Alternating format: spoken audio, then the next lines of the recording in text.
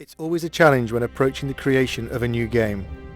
There is pressure to do something different, to lead the way, to deliver even better characters, environments and stories.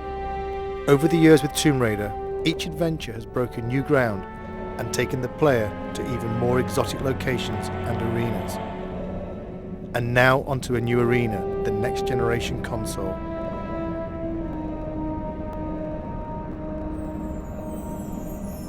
Our vision is to take the player somewhere dark, a place they might not necessarily wish to go, but a place that they'll have to venture if they want to bring Lara back.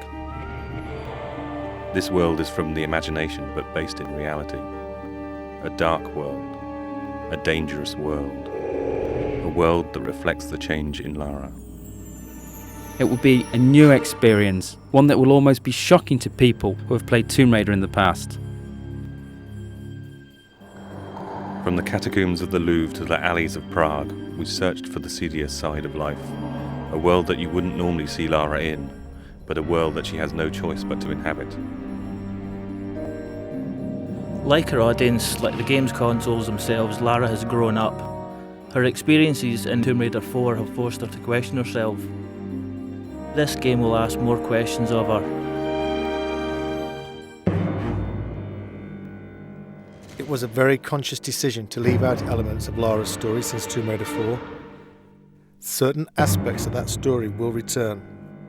It's just a matter of when and where. For the first time, Lara will have a moral choice to make. It's no longer a clear-cut case of good versus evil. This is a more complex tale which will ask more complex questions of the player. The player controls how the story develops much more than in previous Tomb Raiders. Basically, when Lara talks to a character, the player can also choose whether Lara is nice, nasty, or dismissive to another character. This game sets a new benchmark for character animation. The new consoles allow for an unprecedented level of subtlety in the way the characters can act. Some characters may betray more than their feelings. In this world, the player should look as well as listen. The advancements in game technology allow for much more complex movement from the characters. They have spines, joints, they even have fingers. They move in different ways. We borrow these movements from real people. The man on the A57, the woman on the bus. They travel much further than they think. The player will choose which paths to take, which characters to trust, which lies to believe, and which enemy to face. Some enemies may become allies. Some enemies may become something far worse. Certain enemies have taken years of conception, gestating through design and redesign. I am the first to see them born, the first to guide them through the early stages, their first steps, their first kills, until they are finally unleashed upon the world.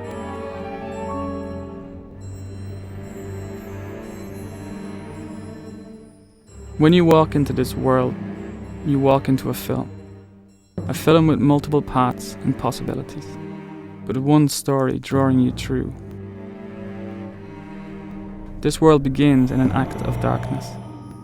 How this world ends is up to you. This is a world of shadows. There is a shadow on Lara. He watches, waits, he bides his time. His name is Curtis. He wants revenge. And Lara will help him extract that revenge.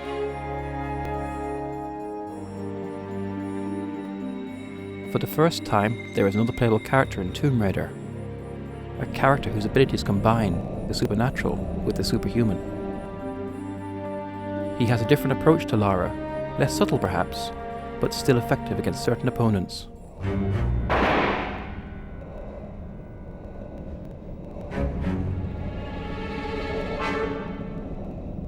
It's a much more intelligent game for the enemies as well as Lara. The PlayStation 2's got much more power to process enemies doing much more complicated things. The enemies in the game have evolved. They will work together. Notice when another enemy is killed and react accordingly. These enemies will pursue Lara. They will not stop. They have not stopped in 600 years. The Monstrum, the Cabal, Eckhart. An unholy trinity guided by an unspeakable force. Their origins lie in the annals of alchemy, not in its purported search for the secrets of gold, but in its real search for the secrets of the atom. If you control the atom, you can control life. You can create life, and you can steal life from others.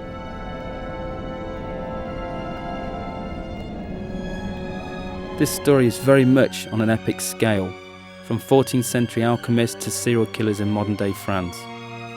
To create something on this scale, it was necessary to take the ideas and production values from the film industry, in the way they research the subjects, the backstory they create for their characters, and the depth of the visuals.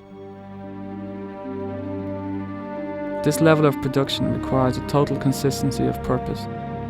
Every aspect of the game has to be in keeping with the overall concept.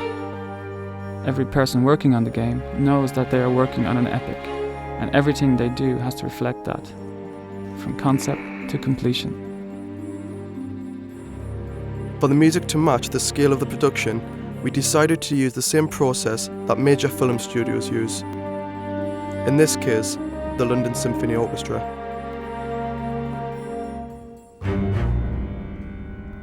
It's an overwhelming thought having your music played by 84 of the world's top musicians, but the effect of the music when playing Angel of Darkness will be well worth the shredding of our nerves. On the day of the recording, we are in the good hands of Abbey Road Studios and David Snell, the conductor. In a sense, he visualises the music and translates it to the ears. We wanted the music to be ever present, draw you into the world without you noticing. Part of the style of this game is that all the elements work together, bide their time, wait for the moments when they are needed. At core, we had a very clear vision of where we wanted to go. We wanted to take the Lara we all knew and put it into a game, a situation that no one knows. Tomb Raider has always set the benchmark for games. This game will be no different. Some may see elements of various filmmakers, such as Luc Besson, David Fincher. Some may see elements of various artists, Grunwald, Bosch. All will see something they haven't seen before. When we wrote this story, we wrote a book. This game is only the first few chapters of that book. This game opens a lot of doors and only closes a few of them.